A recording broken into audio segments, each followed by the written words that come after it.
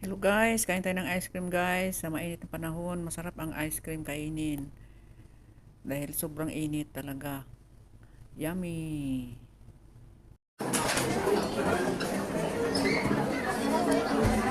Sino siya? Kapatid.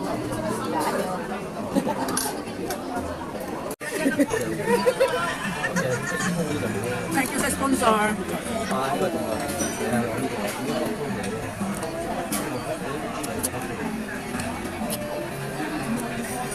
Ice cream. Pero mas maraming halo guys. Anong halo-halo na to guys?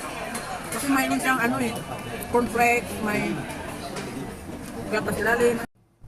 Takaw sa ice cream tong tatlong itong to guys. Oh, lalo na to. Halos araw-araw na yan kumain ng ice cream.